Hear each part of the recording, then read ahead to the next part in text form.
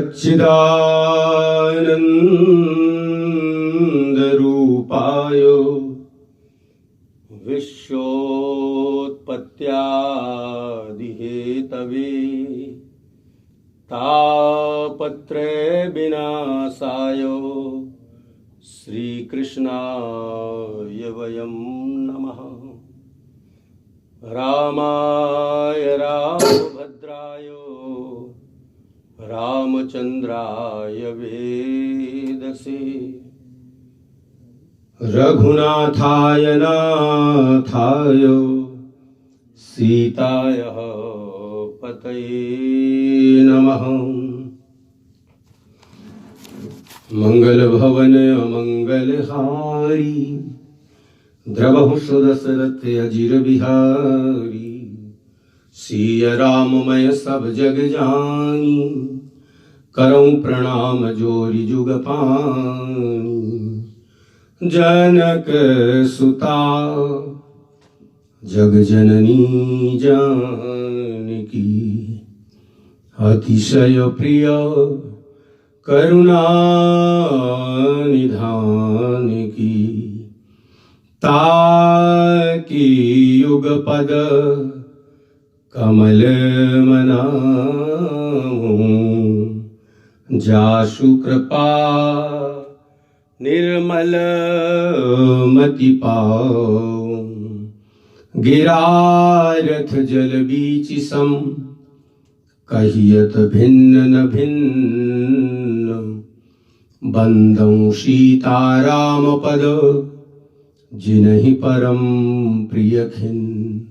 बोलिए सच्चिदानंद भगवान की जय। पवन सुत हनुमान की।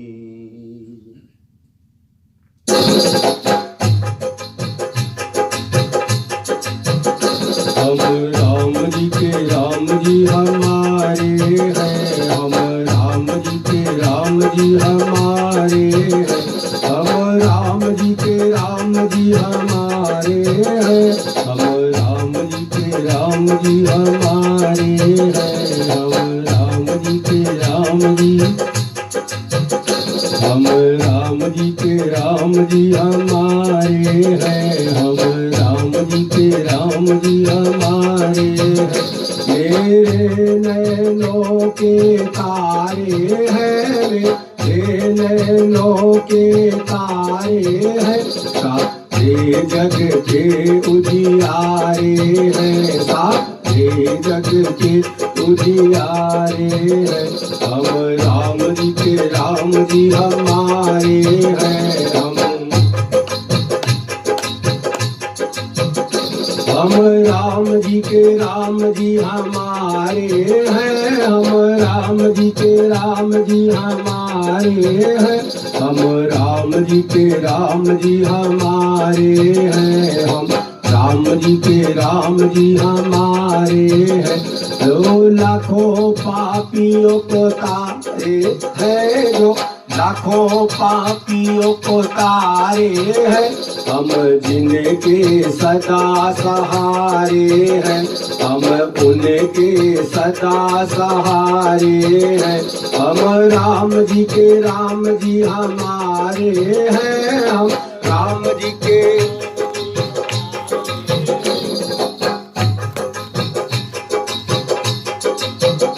हम राम जी के राम जी हमारे हैं। हम राम जी के राम जी हमारे हैं। हम राम जी के राम जी हमारे हैं। राम कथा शशि किरण समाना। संत चकोर करहीं जिहि पाना। राम कथा कलिका मज गाई। सुजन सजीवन संग सिधाए। राम जी के राम जी हमारे हैं। हम राम जी के राम जी हम राम जी के राम जी हमारे हैं। हम राम जी के राम जी हमारे हैं।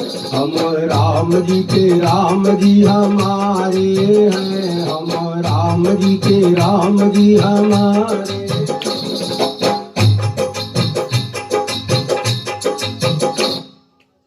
बोलिए सच्चिदानंद भगवान की जय। आवाज कम करो। अनंत कोटि ब्रह्मांड नायक, करुणा वरुणालय, आनंद कंद भगवान श्री राघवेंद्र सरकार, जिनकी अपारमयी अनुकंपा के फलस्वरूप आज हम और आप सब मिल करके हरिओम मंदिर के माध्यम से आज पावन मदर डे के उपलक्ष्य पर भगवान श्री राघवेंद्र सरकार के भरत चरित्र को हृदयंगम कर रहे हैं। वास्तव में देखें तो जीवन में मां का बड़ा अधिकार होता है और बहुत ही रोल है। आप रामचरितमानस में प्रवेश करें उससे पूर्व मैं आपको एक बात पुनः कहना चाहूंगा कि आज समाज में आवश्यकता है हमें ऐसे कार्यों को करने की जिनसे समाज को प्रेरणा मिले। मातृदेवो भव, पितृदेवो भव, आचार्य देवो भव, अतिथि देवो भव, ये प्रचलित है हमारी संस्कृति, ये है हमारे संस्कार। आज हम लोग अपनी संस्कृति और अपने संस्कारों को भूल गए और पश्चात देश की संस्कृति और पश्चात देश के संस्कार अपने जीवन में ले आए। अब पश्चातीय संस्कृति को स्वीकार करेंगे और फिर सोचेंगे कि हमारा बेटा बुढ़ापे की लाठी बनेगा, तो कैसे बनेगा? क्योंकि वो संस्कार आपने नहीं दिया। एक बार हमसे किसी ने पूछा, वो आप लोगों ने सुना होगा, दूध का कर्ज निभाना, दूध का कर्ज निभाना। भाई साहब, दूध का कर्ज तो बेटा तब निभाएगा जब आपने दूध पिलाया होगा। दूध तो पिलाया नहीं, लोहे की भैंस का दूध पिलाया है तो अब उसका कर्ज थोड़ी निभाने जाएगा बेटा। आप कहेंगे लोहे की भैंस कौन सी है? तो मदर डेयरी का दूध पिया है उसने, मदर डेयरी का दूध पिया है। और रही बात पालन पोषण की, तो पालन पोषण में भी आपने कितना ध्यान दिया है? आज की संस्कृति में, भागते हुए वातावरण में कम से कम समय हम अपने पुत्र को दे पा रहे हैं। यद्यपि अधिक से अधिक समय देंगे तब उसके जीवन में हमारा संस्कार आएगा, तब आएगा हमारा संस्कार, हमारी भारतीय संस्कृति तब उसके जीवन में प्रवेश करेगी जब हम उसको अपने संस्कार देंगे। वो तो बाहर की सभ्यता और बाहर के संस्कार लेकर आया है, हमारे संस्कार और हमारी संस्कृति से तो वो विमुख होता गया। बताइए कैसे होएगा? इसलिए रामचरितमानस की वो पंक्ति मुझे जब याद आती है तो मुझे लगता है गोस्वामी तुलसीदास जी भी महाराज इस मदर्स डे को बड़े ही भाव से मनाए हैं। तभी उन्होंने उन पंक्तियों का वर्णन किया है जिस समय राम जी बन जा रहे थे और यह समाचार लक्ष्मण जी को मिला। तो जब लक्ष्मण जी को समाचार मिला तो राम जी के पास गए। तो राम जी ने कहा, भाई ऐसा है, मैं तुमको ले तो चलूंगा, लेकिन पहले तुम मां सुमित्रा से आदेश ले आओ। लक्ष्मण जी मां सुमित्रा के पास गए, बड़े डरते डरते। धन्य है मां सुमित्रा, मैं कोटिशः उसको नमन करता हूं जो मातृ देव के स्थान में आज समस्त माताओं के लिए उसके हृदय के जो उद्गार हैं वो समस्त विश्व की माताएं जननियों का गौरव है, विश्व की जननियों का वह गौरव है। वो बोली पुत्र पुत्रवती जुबती जग सोई और रघुपति भगति जासु सुत होई। पुत्र वही जननी है जिसके राम जी का प्यारा सेवक पुत्र हो। वो जननी है। इसलिए पुत्र तुम क्या सोच रहे हो, राम बन जा रहे हैं माता कैकेयी के आदेश से या महाराज दशरथ के आदेश से? लक्ष्मण जी ने कहा हम तो यही सोच रहे हैं। सुमित्रा जी ने कहा नहीं। बोले फिर एक नया उदाहरण प्रस्तुत कर दिया। मैंने कहा था ना पूर्व में जब कथा शुभारंभ करी थी पिछले रविवार को, तो जब पिछले रविवार को कथा शुभारंभ करी थी तब पहले तो हमारा एक ही सप्ताह को भरत चरित्र का वर्णन करने का था, लेकिन हमारे प्रेसिडेंट श्री विपिन बड़ेरा जी वो भी बहुत चिंतन करते हैं। उन्होंने कहा ये भरत जी का चरित्र एक दिन में कैसे हो जाएगा? मैंने कहा ठीक कहा आपने, ये तो अथाह सागर है, तब क्या करें? तो उन्होंने कहा 3 भाग में कर देते हैं। मैंने कहा ये तो बहुत अच्छी बात है, आपके अंदर जो भगवान ने प्रेरणा दी है यह बहुत उत्तम बात है। तो देखिए भरत जी का चरित्र कैसा है। माता सुमित्रा कहती हैं एक पुत्र को भरत की सेवा में लगा दिया और एक पुत्र को राम की सेवा में लगा दिया। आज हम स्वार्थ सिखाते हैं। एक जगह हिंदुस्तान में हम भरत चरित्र की कथा कर रहे थे। एक दिन एक व्यक्ति आया और बहुत सारी दक्षिणा हमारे सामने रखा और बोला आचार्य जी आशीर्वाद दीजिए। हमने कहा शुभम भवतु कल्याणम, आशीर्वाद दे दिया। लेकिन हमने धीरे से पूछा ये आशीर्वाद ले किस लिए रहे हो? उसने कहा मेरा भाई के साथ मुकदमा चल रहा है और आज उसकी तारीख है, इसलिए आपसे आशीर्वाद ले रहा हूं ताकि आज मैं मुकदमा जीत जाऊं। मैंने कहा धन्य हो। क्या फायदा तुम्हारे भरत चरित्र सुनने का, क्या लाभ? अरे अगर तुम भाई के ऊपर केस कर रखे हो तो भरत चरित्र सुनने का क्या लाभ? अरे भरत जी के चरित्र से तो तुम अपने जीवन में कुछ धारण करो, स्वीकार करो, जिनके आदर्श चरित्र से तुम्हारे जीवन में प्रेरणा आए, तब तो भरत जी का चरित्र सुनने का लाभ है। अयोध्या जैसे सिंहासन को फुटबॉल की तरह किक मार दिया और इधर मां लक्ष्मण जी से कहती हैं पुत्र तुम क्या समझते हो, राम बन क्यों जा रहे हैं? लक्ष्मण जी ने कहा मां बताओ क्यों जा रहे हैं? तो एक नया संदेश प्रस्तुत किया माता सुमित्रा ने। माता सुमित्रा कहती हैं कि तुम्हारे भाग राम बन जाही अदूषर हेतु तात कछु नाही। उनके बन जाने का कारण तुम्हारे भाग्यों का उदय होना, इसलिए बन जा रहे हैं। तुम्हारे भाग राम बन जाही, तुम्हारे पुण्यों का उदय हुआ है लक्ष्मण, इसलिए आज राम बन जा रहे हैं तुम्हारे पुण्यों के लिए। इसलिए लक्ष्मण जो पैसी राम बन जाही तो अवध तुम्हार काज कछु नाही। अगर राम और सीता बन जाते हैं तो तुम्हारा अयोध्या में कोई काम नहीं है। ये है मां। आज अगर ऐसी परिस्थिति आए तो ऐसा उदाहरण प्रस्तुत करें जो मातृभक्त के लिए माता सुमित्रा वर्णन करती हैं।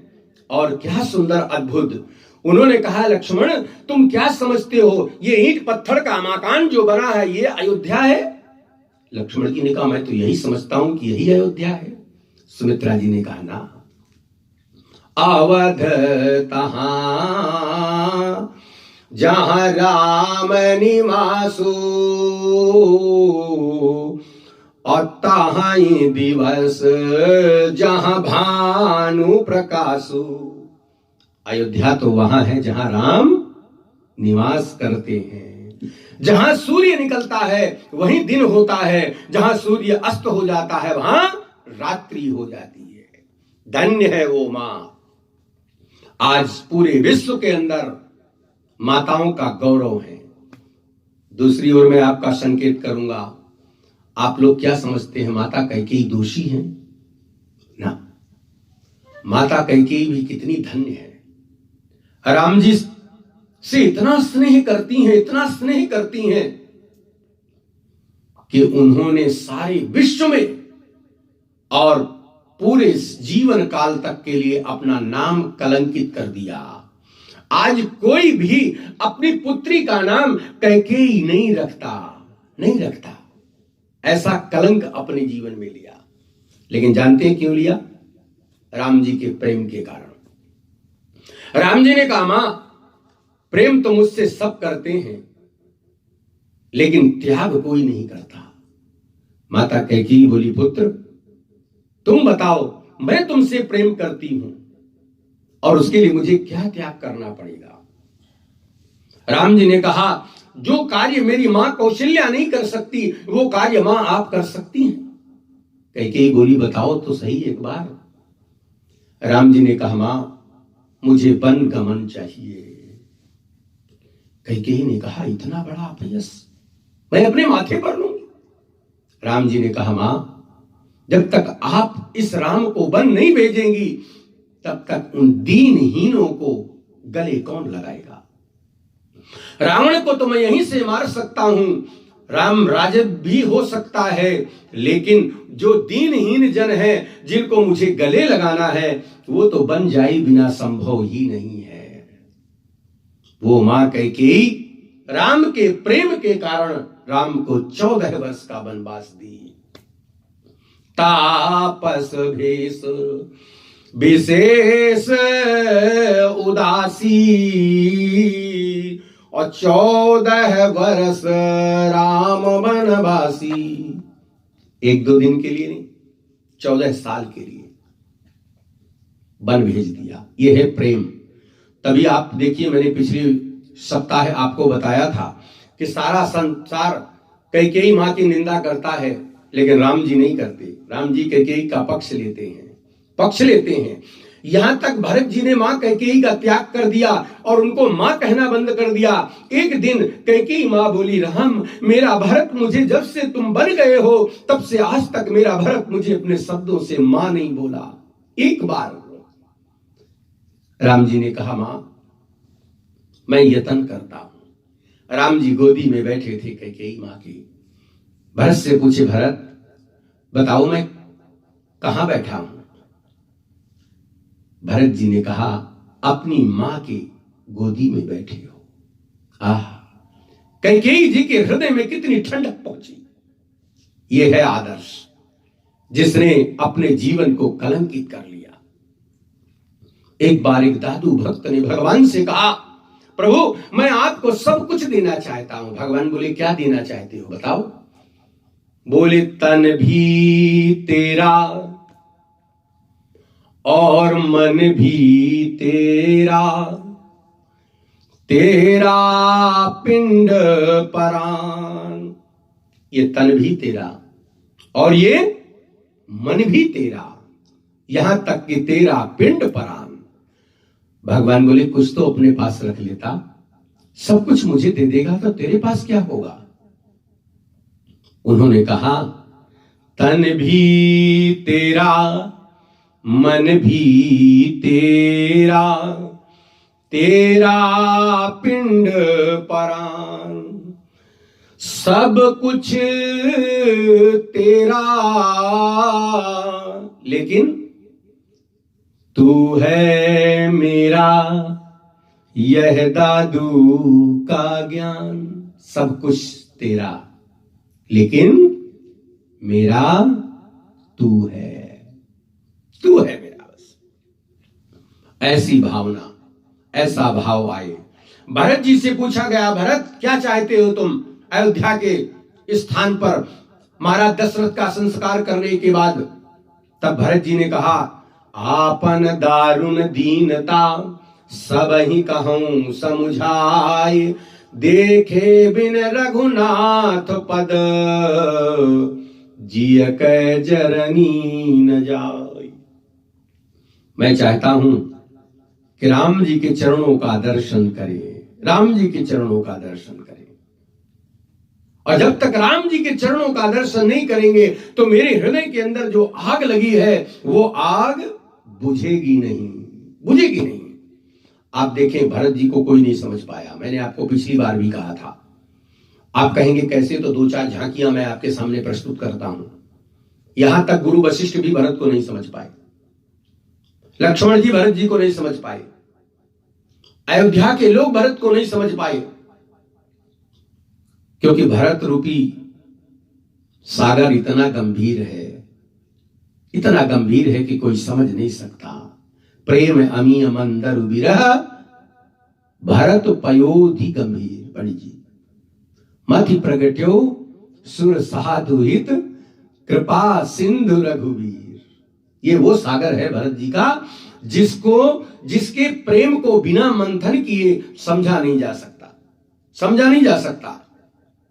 भगवान ने इसका मंथन किया। अच्छा, एक दो एग्जांपल देखिए प्रभु। जब भरत जी की यात्रा शुरू हुई तो सबसे पहले घबराहट किसको हुई? देवताओं को। क्यों? बनी बात बिगड़न, बनी बनाई बात अब बिगड़ना चाहती है। देवेंद्र घबरा गए कि अगर राम से भरत मिल गए तब क्या होगा, कहीं ऐसा ना हो। हाँ, क्योंकि गोस्वामी जी ने लिखा है ना, स्वार्थ लाख करें सब प्रीति यह सुर नर मुनि कर रही थी। ये तो समाधान है, स्वार्थ से सबको प्रेम है। अब उनको, देवताओं को ये है कि राम बन गए हैं तो रावण को मारेंगे, इसलिए भय था उनको रावण से। तो इसलिए उनको लग रहा था कहीं ऐसा ना हो भरत के चक्कर में राम जी वन से वापस आ जाए। इसलिए देवताओं ने आपातकालीन मीटिंग बिठाई। और जब आपातकालीन मीटिंग बिठाई तुरंत, और मीटिंग में देवगुरु बृहस्पति से पूछ दिया, गुरुदेव एक बात बताओ, क्या राम और भरत का मेल होगा? तो अगर भरत राम को कहेंगे कि अयोध्या वापस चलो तो क्या राम अयोध्या वापस आ जाएंगे? गुरु बृहस्पति ने कहा, अगर भरत ने कह दिया कि राम वापस चले तो राम वापस आ जाएंगे। अब तो देवेंद्र और चिंतित हो गया। बोला, गुरुजी हमको तो केवल डाउट था, लग रहा था कि ऐसा होगा, लेकिन आपने तो बिल्कुल क्लियर कर दिया। बृहस्पति जी ने कहा, बिल्कुल ये कटु सत्य है। अगर भरत ने कह दिया कि राम वापस चलो तो राम वापस आ जाएंगे। लेकिन देवगुरु बृहस्पति ने भरत के जीवन की एक परिभाषा बताई, बहुत सुंदर। उन्होंने कहा, मन थिर करहु देव डर नाही। इंद्र, भरत से घबराओ मत तुम। क्यों? भरत ही जानु राम परिछाई। भरत को तुम राम की छाया समझो। अब छाया की कोई मर्जी नहीं होती है, होती है पंडित जी? अगर हम चलेंगे तो हमारी छाया चलेगी, हम पानी पिएंगे तो हमारी छाया पानी पिएगी, हम बैठ जाएंगे तो हमारी छाया भी बैठ जाएगी। लेकिन उसकी अपनी कोई मर्जी नहीं होती है, कोई इच्छा नहीं होती है।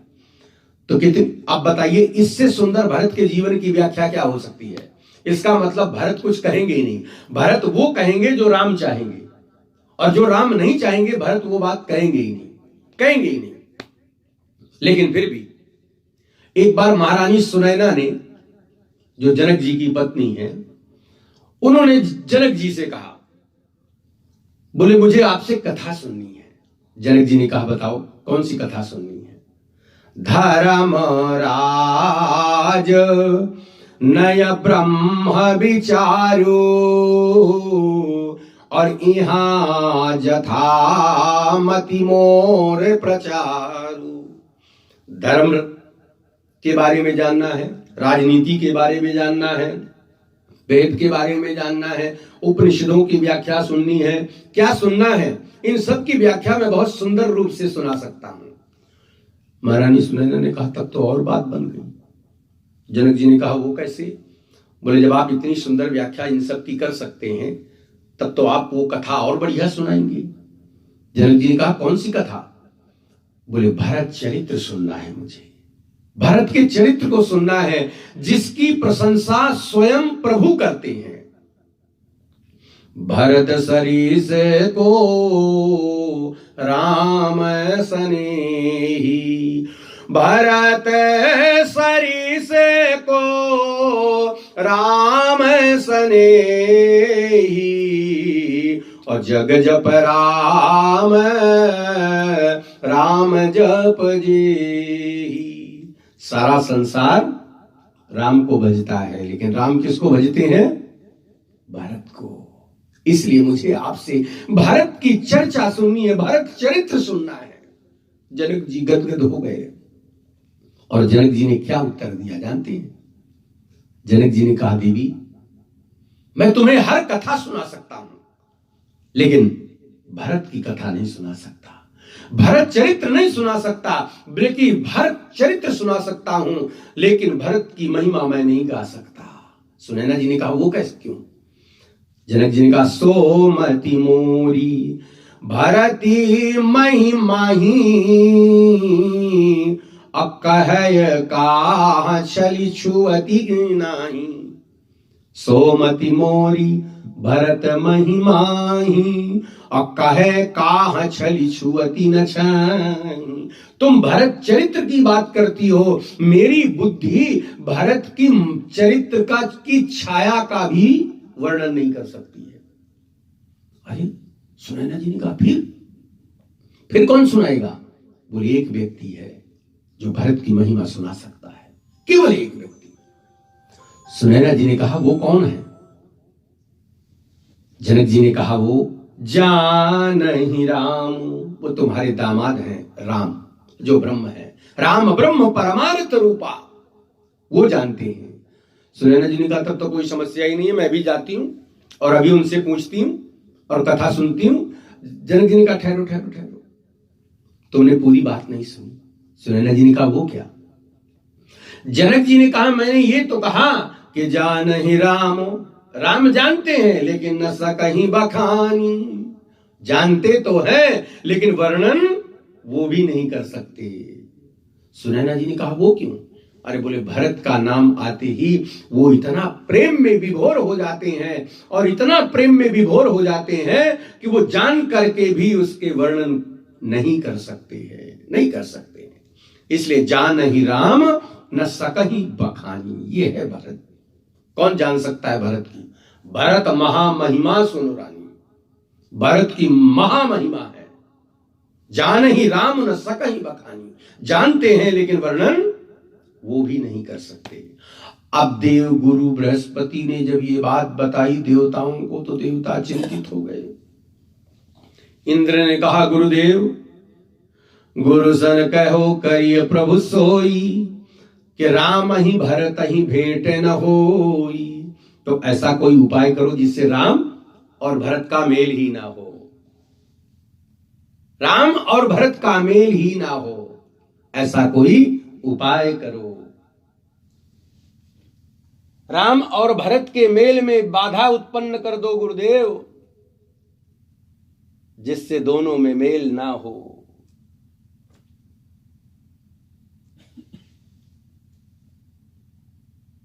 अब ऐसा कैसे संभव हो सकता था कि दोनों के अंदर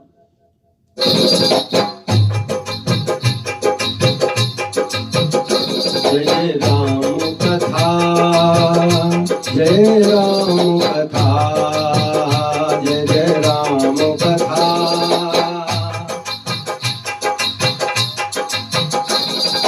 इसे श्रवण कर मिट जाती है, इसे श्रवण कर मिट जाती है 100 जन्मों की व्यथा। जय जय राम कथा, जय राम कथा।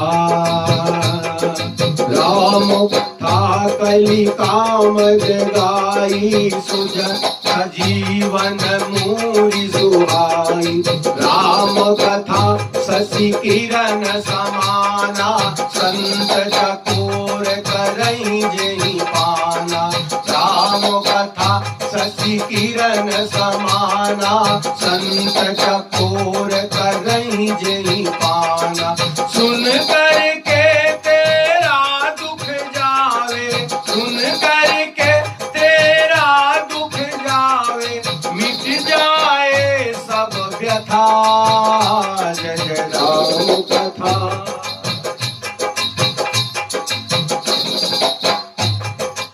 भगवान की यह है पावन कथा। तो भरत जी के विषय में गुरु जी से कहा, गुरु जी ऐसा कुछ करिए कि राम ही भरत ही भेंट न होई, राम और भरत की मुलाकात ही ना हो। अब कितनी बढ़िया बात गुरु जी ने यहां कही। गुरु जी ने कहा, इंद्र तुम्हारी बुद्धि खराब हो गई है, ऊंच निमास नीच कर तूती और देख न सकई पराय विभूति। तुम वो काम करने जा रहे हो जो काम अति दंडनीय है। बोले गुरु जी वो कैसे? देवगुरु बृहस्पति ने कहा, इंद्र सुनो, सुनो सुरेश उपदेश हमारा और राम ही सेवक परम प्यारा मानत सुख सेवक सेवकाई और सेवक बैरु बैरु अधिकाई। राम जी को जानते हो सबसे ज्यादा प्यारा कौन है? राम जी का सेवक सबसे ज्यादा प्रिय है। राम जी को सबसे अधिक प्रिय राम जी का सेवक है। राम जी का जो सेवक है वो राम जी को इतना प्रिय है, निज अपराध रिसाई न काहू। उनका अपराध कर दो तो क्रोध नहीं करेंगे। क्यों? क्योंकि राम सदा सेवक रुचि राखी और वेद पुराण साधु सुर साखी। राम जी तो सदा सेवक की रुचि को रखने वाले हैं, ऐसे हैं राम। इसलिए हमारी बात मान जाओ, सुन सुरेश उपदेश हमारा, राम ही सेवक परम प्यारा, परम प्यारा है। इंद्र के बात समझ में आई नहीं। इंद्र ने सोचा गुरु जी ऐसी बात कर रहे हैं, लेकिन कोई बात नहीं। जिस समय राम जी का राज तिलक हो रहा था तो उस समय जब इंद्र को समाचार मिला तो उसने उस समय भी ऐसी आपातकालीन मीटिंग बिठाई। और जब ऐसी आपातकालीन मीटिंग उसने बिठाई तो बिठाकर उसने उस समय भी चर्चा की। और जब उस समय चर्चा की तो यही प्रश्न रखा कि ऐसा कुछ करो जिससे राम बन चले जाएं। तब सरस्वती जी से कहा, बोले तुम ही कुछ करो। क्योंकि जब कुंभकर्ण तपस्या कर रहा था तो कुंभकर्ण तपस्या में मांगना चाहता था ब्रह्मा जी से इंद्रासन। लेकिन ब्रह्मा जी ने सरस्वती जी को इशारा किया। जैसे कुंभकर्ण का मुंह खुला, उसकी जिह्वा रूपी रंगमंच पर सरस्वती जी बैठ गईं और वो इंद्रासन की जगह निंद्रासन मांग लिया। बोलो राजा रामचंद्र भगवान। इंद्रासन की जगह निंद्रासन मांग बैठा। तो इंद्र ने कहा, बोले देवी सरस्वती आप हमारी सहायता करो। तो देवी सरस्वती ने मंथरा की जिह्वा पर बैठी और मंथरा के बाद कैकेयी की जिह्वा पर बैठी और फिर राम जी का वनगमन हो गया। लेकिन इंद्र को ऐसा भ्रम है कि मेरे कहने से ऐसा हुआ था। तो इंद्र ने फिर आज कहा, बोले देवी ऐसा कुछ करो जिससे भरत की बुद्धि भ्रमित हो जाए। और जब भरत की बुद्धि भ्रमित हो जाएगी तो राम ही भरत ही भेंट न होगी। तो राम और भरत की भेंट होगी ही नहीं। और जब भेंट होगी नहीं तो राम को भरत कैसे मनाएंगे? सरस्वती जी ने दोनों हाथ उठाए और अपने सिर पर मार दिए। धन्य है। सरस्वती जी ने भी वही बात कही जो देवगुरु बृहस्पति ने कही। सरस्वती जी ने कहा, सुनो सुरेश रघुनाथ सुभाऊ, निजे अपराध रिसाई न काहू। लेकिन जो अपराध भगत कर करई, तो राम रोष पावक सम जरई। अगर राम के भक्त का कोई अपराध करेगा तो वो राम रोष पावक सम जरई, जलकर राख हो जाएगा। लेकिन राम का अपराध कर जाएगा तो बच जाएगा, लेकिन राम के भक्त का अपराध करने वाला, अच्छा एग्जाम्पल दिया, उदाहरण दिया, लोकहु वेद विदित इतिहासा, सारा संसार जानता है कि यह महिमा जानई दुर्वासा, दुर्वासा जैसे ज्यादा इस महिमा को कौन जान सकता है। राजा अम्बरीश का अपराध करने के कारण चक्र सुदर्शन उनके पीछे पड़ा और जथा चक्र भय ऋषि दुर्वासा, कहां कहां नहीं गए, लेकिन काहू किसी ने शरण नहीं दिया। सरस्वती ने कहा तुम्हारे बेटे ने अपराध किया था, जयंत ने, और जब जयंत ने अपराध किया तो उसका परिणाम क्या हुआ, काहू बैठन कहा न वही और राखी को सकई राम कर, तुम्हारे पास भी बैठने के लिए आया था, शरण मांग रहा था, लेकिन तुमने भी अपने बेटे को शरण नहीं दी। क्यों? क्योंकि उसने राम के भक्त का अपराध किया था। प्रियंबा जगदम्बा जनक जननी श्री किशोरी जी के चरणों में उसने चोच मारी थी, इसलिए सीख धनुष सहायक संधाना, भगवान ने वही सीख का धनुष और वही सीख का बाण बनाया और वहीं से छोड़ दिया, और वो ब्रह्मास्त्र बन करके ऐसे ही चला। गजब। देखो आप बंदूक से गोली चलाएंगे तो गोली की स्पीड की, प्रभु गोली से स्पीड की एक लिमिट बनी है कि इतनी योजन के हिसाब से इतनी दौड़ से भटजी, इतनी दौड़ से दौड़ेगी वो। और ऐसा तो है नहीं कि गोली रुक रुक के चलेगी, मिसाइल हो, कोई आइटम बम हो, रुक रुक के चले, आप भागो तो वो भागे, आप रुक जाओ तो वो रुक जाए, ऐसा तो है नहीं। वो तो एक बार दगी तो बस चलती रही। लेकिन भगवान की मिसाइल कितनी गजब की है, बंदा भगता है तो वो मिसाइल भगती है, बंदा रुक जाता है किसी से बात करने लगता है तो वो मिसाइल भी वेट करती है उसका कि चल बात कर ले तू, और जब बात करके फिर दौड़ता है तो फिर पीछे दौड़ती है। जितनी स्पीड उसकी है उतनी स्पीड वो बनाती है, लेकिन फासला बनाए रखे है। ये है भगवान की। देखो कहां कहां नहीं गया जयंत, कहां कहां नहीं, ब्रह्मधाम शिव पुर सुर लोका और भय श्रमित व्याकुल भय शोका, सब जगह गया, लेकिन काहू बैठन कहा न वही और राखी को सकई राम कर। मैं तो संक्षेप में बात को बता रहा हूं, यह आरण्य कांड का प्रसंग है और बहुत ही मधुर प्रसंग है। लेकिन मेरे कहने का तात्पर्य कि सरस्वती जी कहती हैं कि इंद्र तुम्हारे पुत्र के समय में तो तुमने क्या किया था। पुत्र से कहा बेटा तुम्हें जो बीमारी लगी है वो बीमारी आज वाली बीमारी है, कोरोना जैसी बीमारी, कि कोरोना जैसी बीमारी में आज व्यक्ति सोचता है कि आप उससे सट कर बात ना करें, आज आप उससे हट कर बात करें तो ज्यादा खुश होता है। अपना भी कोई हमसे सट कर बात करता है तो हमको लगता है यार ये व्यक्ति ठीक नहीं है, ये हमसे हट कर बात करे, सट कर बात ना करे। क्यों? क्योंकि ये बीमारी छुआछूत की है।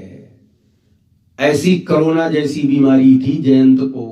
इंद्र तुमने ही कहा कि मेरे पास आए हो, सट कर बात मत करो, मेरे से हट कर बात करो, तुमने ही अपने बेटे को कहा। तो इसलिए सुन सुरेश रघुनाथ सुभाऊ और राम ही सेवक, राम जी को बहुत सेवक प्रिय, निज अपराध रिसाई न काहू, जो अपराध भगत कर करई तो राम रोष पावक सो जरई। अग्नि राम जी की क्रोध की जलाकर राख कर देगी, इसलिए हमारी बात मान जाओ।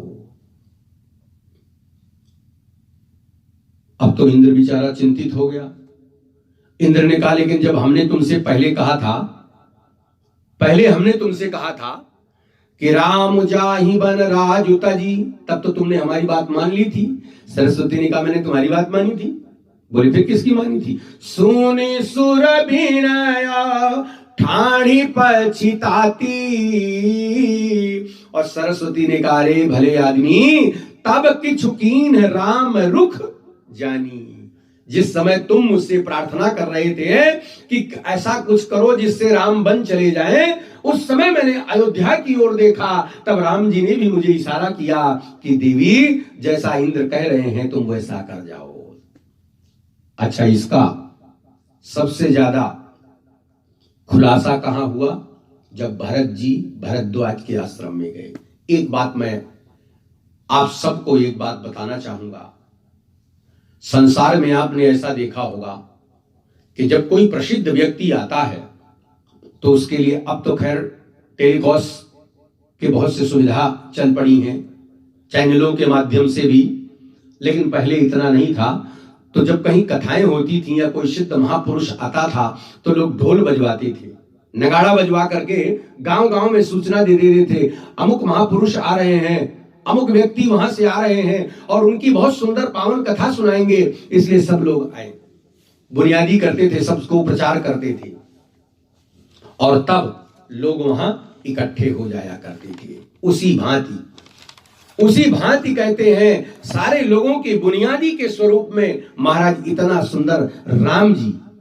लेकिन यहां देखिए उल्टी पद्धति है, कोई सिद्ध महापुरुष आता है तो उसकी घोषणा करते हैं, लेकिन भगवान जब आते हैं और भगवान खुद किसी दूसरे की घोषणा करें। हम लोग भगवान के विषय में जागृत करते हैं, लेकिन भगवान आज भक्त के लिए जागृत हो रहे हैं। देखो, अगर भगवान आगे आगे जाकर के भक्त का प्रचार करें, ऐसा नहीं हुआ। ऐसा भरत जी के जीवन में हुआ है, भरत जी के जीवन में हुआ है। राम जी गए हैं और सबको प्रचार कर रहे हैं, और देखो जिन जिन लोगों से राम मिले हैं उन्हीं उन्हीं लोगों से भरत मिले हैं। लेकिन अंतर क्या है? देखो, भरत जी का चरित्र तो इतना अगाध है, इतना गूढ़ है कि अगर हम उसका वर्णन करने लग जाएं तो बहुत समय लगेगा। लेकिन समय अवधि को देखते हुए आप एक बात को विचार करिए। मैं भरत जी की कुछ झांकी आपको बताता हूं। भरत जी का मिलन हुआ भरद्वाज जी से, क्योंकि राम जी भी भरद्वाज जी से मिले थे। और जब भरद्वाज जी से भरत जी मिले तो कितनी बढ़िया बात भरद्वाज जी ने कही, सुनहु भरत हम झूठ न कहाई और उदासीन तापस बनु रहाई। भरत, हम तुमसे झूठ नहीं बोलेंगे, एक बात तुमको बता देते हैं। भरद्वाज जी का और भरत का संबंध और वार्तालाप इतनी मधुर हुई है कि अगर मैं इसकी चर्चा करूंगा तो इसी में बहुत समय लग जाएगा, इसलिए मैं सार को बताता हूं। सरस्वती जी का भेद यहां पर इन्होंने खोला। भरत जी के सामने भरद्वाज जी ने कहा कि तुम गलानी जिया जनी करहु समुझी मातु करुतूति तात कह कई दोष नहीं गई गिरा मति धूल। पहले राम वन गमन का कारण हम मानते हैं मंथरा के बाद दूसरा कारण माता कैकेयी, लेकिन भरद्वाज जी कहते हैं ये दोनों नहीं है। तो बोले फिर तीसरा कारण कौन है? गई गिरा मति धूल। गिरा माने सरस्वती का दोष है। ये सारा काम सरस्वती ने किया है। आप देखो, जिस समय भरत जी भरद्वाज तीर्थराज प्रयाग में गए हैं ना, तो गंगा यमुना सरस्वती तीनों का संगम है, लेकिन सरस्वती की ओर भरत जी देखे तक नहीं है। उनको लगा ये सारा उपवाद सरस्वती की वजह से हुआ है, सारा गई गिरा मति धूल। इसलिए भरत जी से भरद्वाज जी ने कहा इसमें तुम्हारी कोई गलती नहीं है। अब आप कहेंगे कैसे? तो जब हनुमान जी लंका में गए तो लंका जला करके हनुमान जी वापस आ गए, तो क्या राम जी ने हनुमान जी को लंका जलाने के लिए कहा था क्या कि तुम लंका जला के आना? राम जी ने तो सिर्फ इतना ही कहा था, कही बल बिरह बेगी तुम आयो, मेरी बल और बिरह का वर्णन करके तुम चले आना। राम जी ने कहा हनुमान तुमने लंका कैसे जला दी? हमारी योजना में लंका जलाने का तो काम था नहीं। हनुमान जी ने कहा पहले बात तो प्रश्न ही गलत है। राम जी ने कहा वो कैसे? बोले पहले तो ये बताओ लंका जलाई गई है या जलवाई गई है? अगर लंका जलाई गई हो तो मैं जिम्मेदार हूं, लेकिन जब जलवाई गई हो तो उसकी व्यवस्था, उसकी जिम्मेदारी उसको जिसने जलवाई। राम जी ने कहा ये कैसे हो सकता है? हनुमान जी ने कहा देखो, मैं तो ना तेल लेके गया था ना घी लेके गया था, कुछ लेकर के तो कोई गया नहीं था कि कोई कारखाने से मैं तेल घी कपड़ा सब लेकर गया हूं। राम जी ने कहा बिल्कुल नहीं। अच्छा ये बताओ, त्रिजटा के मुख से किसने कहलवाया कि सपने बानर लंका जारी, और जातु धान सेना सब मारी, खरया रुंडन गन दस सीसा, मुंडित सिर खंडित भुज बीसा, यही विदिशो दक्षिण दिश जाई, लंका मनहु विभीषण।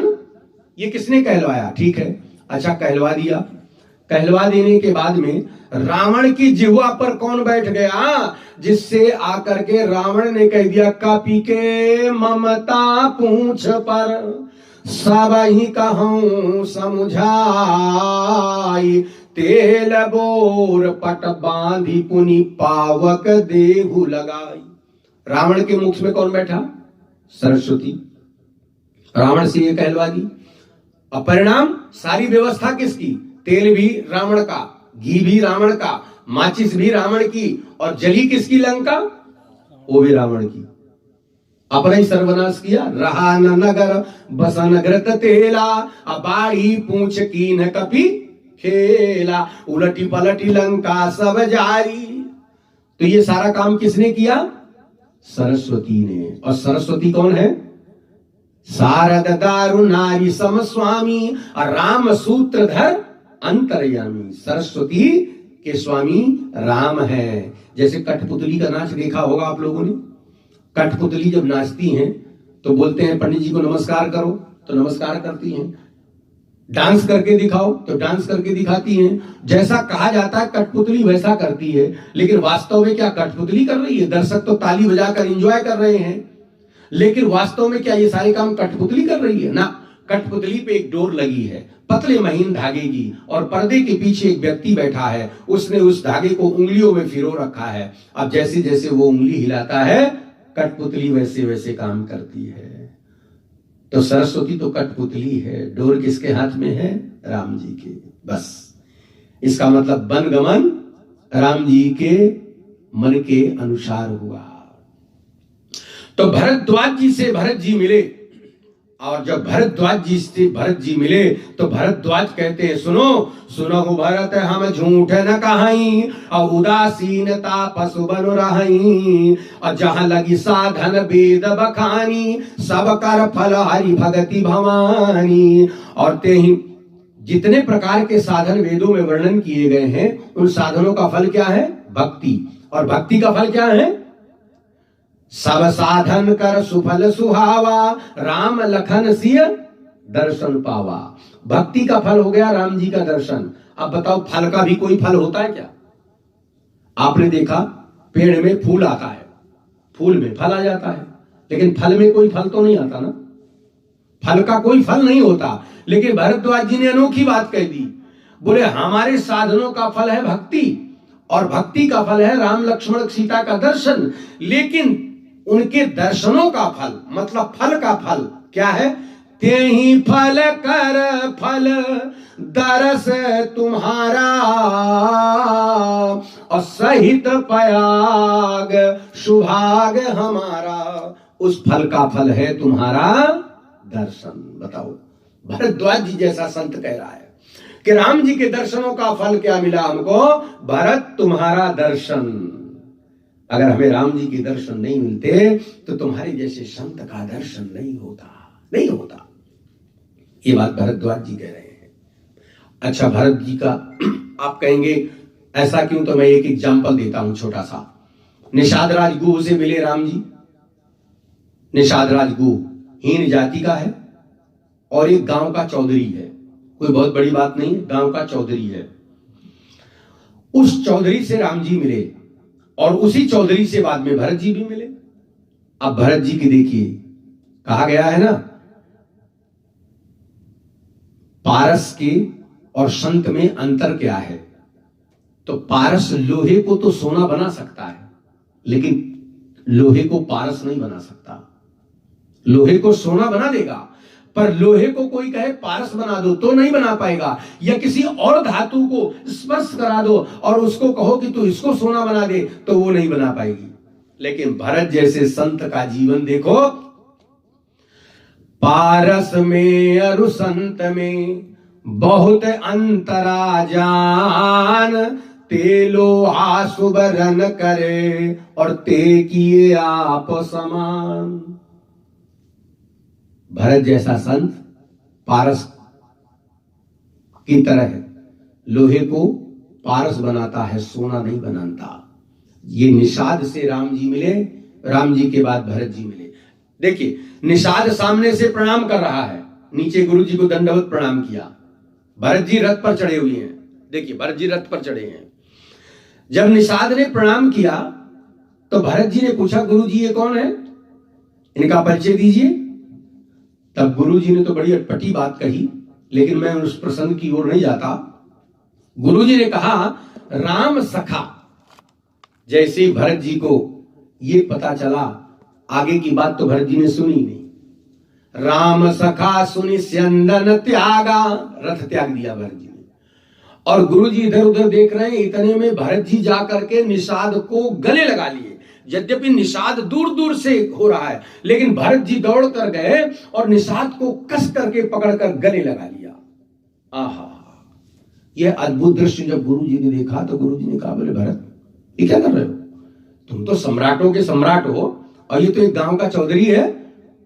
भरत जी की क्या साधुता देखिए, यहीं से गुरु जी का भी हृदय परिवर्तित होता है। भरत जी ने कहा, गुरु जी मैं तो आपके कहे हुए मार्ग, देखो हमारे जैसा कोई और व्यक्ति होता वो तो गुरु जी को भी उपदेश दे देता, लेकिन वो भरत जी हैं, भरत हैं, ऐसे संत है, कितना संयम है उनकी वाणी में, कितना नियंत्रण है उनकी वाणी में। आज लोग बाग देखते हैं, हम कर्म कांड कराते हैं, कथा वार्ता कराते हैं, बहुत से लोग आते हैं, हम ही को समझा जाते हैं, हम ही को समझा देते हैं, ऐसे नहीं ऐसे, ऐसे नहीं ऐसे है। क्यों? क्योंकि अगर कुछ बातें उनको पता है तो वो हम ही को समझा देंगे। लेकिन भरत जी चाहते तो गुरु जी को स्पष्ट बोल सकते थे, लेकिन नहीं। भरत जी ने क्या कहा, गुरु जी मैं तो आपके बताए हुए मार्ग का अनुसरण कर रहा हूं, आपके बताए हुए मार्ग का अनुसरण कर रहा हूं। गुरु जी ने कहा, मैंने कब कहा है कि तू रथ छोड़ करके उसको गले लगा। भरत जी ने कहा, गुरु जी ने आप ध्यान दो, आपने क्या कहा, आपने कहा राम सखा। ये कौन है? राम का सखा। और मैं कौन हूं? राम का सेवक। राम सदा सेवक रुचि राखी, मैं राम का सेवक हूं, मैं सखा नहीं हूं, सेवक हूं। अब बताओ, सेवक रथ पर चढ़ा रहे और स्वामी का सखा नीचे खड़ा रहे, ये कहां की मर्यादा है? सेवक रथ पर है और स्वामी का सखा नीचे खड़ा हुआ है। स्वामी का सखा तो स्वामी हो गया ना, जो स्वामी का सखा है वो तो स्वामी हो गया, और सेवक रथ पर चढ़ा है और स्वामी का सखा नीचे खड़ा है, ये कहां की मर्यादा है? आपने कहा गुरुजी राम सखा, बस राम सखा। सुनते ही राम सखा सुन स्यंदन त्यागा, त्याग दिया रथ और निषाद को कस करके भरत जी ने गले लगाया। किसी ने निषाद से पूछ दिया, निषाद एक बात बताओ, चलो मान लिया भरत जी भाव में प्रवाहित है, उन्होंने तुमको कसकर पकड़कर गले लगा लिया, लेकिन तुमको तो ध्यान रखना चाहिए, तुम तो एक छोटे से गांव के चौधरी हो। निषाद ने कहा ध्यान तो रखता, लेकिन एक समस्या थी, ध्यान रखने वाला देह है, लेकिन जब देह ही ना हो तो कौन ध्यान रखेगा? बोले मतलब? बोले जैसे ही मुझे भरत जी ने गले लगाया और बस गले लगाते भा निषाद विदेह विषेखु, निषाद विदेही हो गया, देह रही नहीं गई। और जब देह की शुद्ध नहीं है तो आत्मा आत्मा से मिल गई। बस ये है, राम कीन जब ही थे अपना, राम ने मुझे जब से अपनाया, राम ने मुझे गले लगाया, आज भरत जैसा संत मुझे पारस बना दिया अपने सीने से लगाकर। ये है देखिए भारत, यह है भरत की महानता और यह है भरत का आदर्श व्यक्तित्व। भरत जी का ये है देखिए चरित्र। भरत जी ने निषाद को कसकर गले लगाया। अब देखिए वही निषाद, जिस निषाद को गुरु जी दूर से बता रहे थे राम सखा सुन स्यंदन त्यागा, उसी निषाद ने जिस समय राम जी को मनाने के लिए भरत जी गए हैं, तो जब राम जी भरत से मिल रहे थे तो गुरु जी को राम जी ने देखा नहीं। क्यों? गुरु जी के अंदर उच्च भावनाएं आ गई थी। तब इसी निषाद ने राम जी को याद कराया और निषाद ने कहा नाथ साथ मुनिनाथ के, नाथ भरत के साथ मुनिनाथ भी हैं। अब जब मुनिनाथ हैं तो हमेशा राम जी गुरु जी के चरणों में प्रणाम करते थे। आप देखिए, पुनि विशिष्ट पद सिर तिन्ह नावा, अप्रेम मुदित मुनिवर उरलाए। चरणों में प्रणाम करते थे और हृदय से लगाते थे वशिष्ठ जी। लेकिन आज राम जी ने चरणों में प्रणाम नहीं किया, आज दूर से प्रणाम किया। गुरु ही देख सानुज अनुरागे, और दंड प्रणाम करन प्रभु लागे। दूर से प्रणाम किया। ये है भरत जी का चरित्र। आज गुरु जी के अंदर भी परिवर्तन ला दिया। और आज जाते समय गुरु जी को जब निषाद प्रणाम करता है, तो जब निषाद प्रणाम करता है तो गुरु जी ने कहा नहीं नहीं निषाद, तो मेरे गले लग। और गुरु जी राम सखा मुनि बरबस भेटा, कस करके आज गुरु वशिष्ठ ने राम जी के सखा अर्थात निषाद को भेटा। ये है भरत जी का चरित्र आदर्श।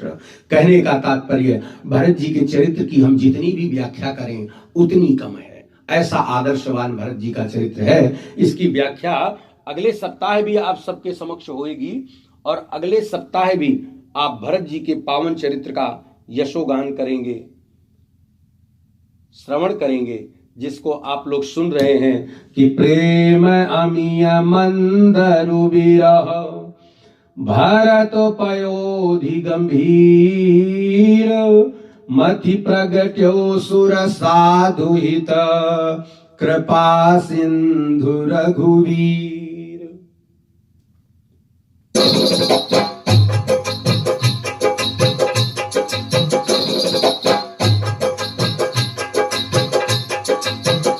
तेरी मर्जी का मैं हूँ गुलाम, मेरे अलबेले राम। तेरी मर्जी का मैं हूँ गुलाम, मेरे अलबेले राम। अलबेले राम मेरे अलबेले राम, अलबेले राम मेरे अलबेले राम। मेरी मर्जी का मैं हूँ गुलाम, मेरे अलबेले राम। जो भी करा ले मैं हूँ तुझ पे निछावर, जो भी करा ले मैं हूँ निछावर। अब तो मेरे हो, जो भी करा ले मैं हूँ तुझ पे निछावर। अब तो मेरे नाम, अब तो मेरे नाम, मेरे अलबेले राम। मर्जी का मैं हूँ गुलाम, मेरे अलबेले राम। अलबेले राम मेरे अलबेले राम। मर्जी का मैं हूँ गुलाम, मेरे अलबेले राम। हार गया हूँ मैं अपनी लगा कर, हार गया हूँ मैं अपनी लगा कर। अब तो संभालो ही आप इंतजाम, मर्जी का मैं हूँ गुलाम, मेरे अलबेले राम। तेरी मर्जी का मैं हूँ गुलाम, मेरे अलबेले राम। बोलिए सच्चिदानंद भगवान